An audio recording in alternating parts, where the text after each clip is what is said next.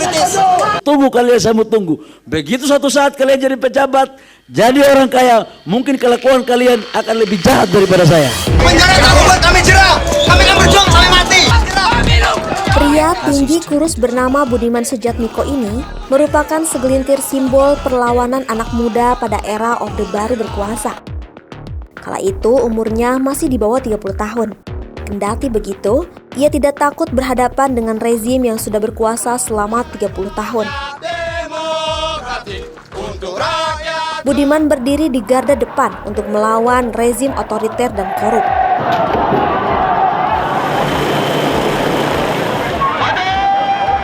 Pada satu waktu, setelah melalui berbagai peristiwa, termasuk pecahnya kerusuhan di kantor pusat Partai Demokrasi Indonesia di Jakarta pada 27 Juli 1996, Budiman diseret ke pengadilan hingga dijatuhi hukuman 13 tahun penjara. Ia dituduh subversif atau melakukan makar.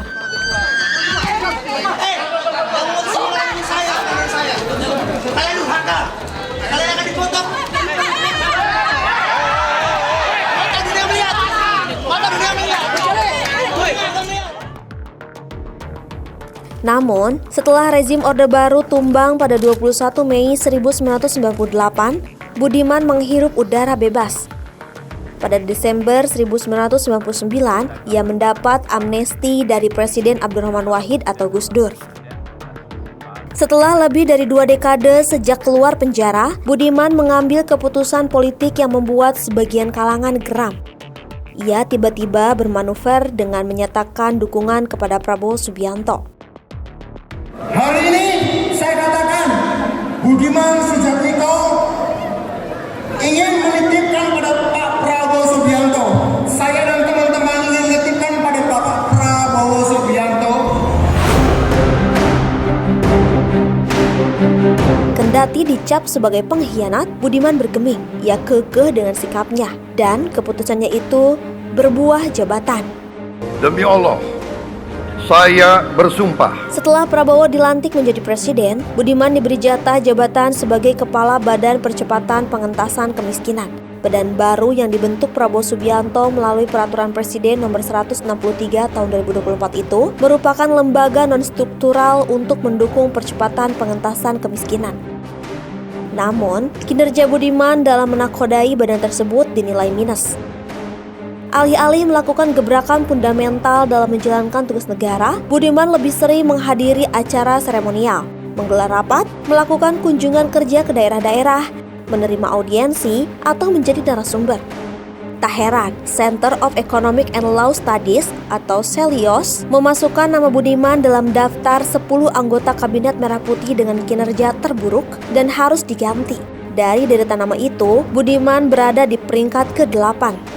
Sedangkan menteri berkinerja terburuk di urutan pertama ada Bahlil Lahadalia, Menteri Energi dan Sumber Daya Mineral. Lalu ada Dadan Hindayana, Kepala Badan Gizi Nasional, Natalius Pigai, Menteri HAM, Raja Juli Antoni, Menteri Kehutanan, Fadlizon, Menteri Kebudayaan, Widianti Putri Wardana, Menteri Pariwisata, Zulkifli Hasan, Menteri Koordinator Bidang Pangan, Yandri Susanto, Menteri Desa dan Pembangunan Daerah Tertinggal, dan Nusron Wahid, Menteri Agraria dan Tata Ruang. 10 nama itu masuk dalam rapor kinerja 1 tahun pemerintah Prabowo yang disusun CELIOS melalui studi yang melibatkan 120 jurnalis dari 60 lembaga pers di Indonesia. Selain banyak masalah di sektor energi, minusnya penilaian kepada Bahlil Lahadalia lantaran penuh konflik kepentingan dan minim keterobosan. Natalius Pigai pun dinilai minor karena penegakan HAM tidak mengalami kemajuan. Ia tidak mampu menyelesaikan berbagai kasus pelanggaran HAM berat. Sedangkan Budiman Sujatmiko dinilai gagal lantaran minim menciptakan program dan bergerak tanpa peta jalan. Program-program pengentasan kemiskinan lebih banyak diasosiasikan dan diinisiasi oleh kementerian atau lembaga lain dibandingkan Badan Percepatan Pengentasan Kemiskinan.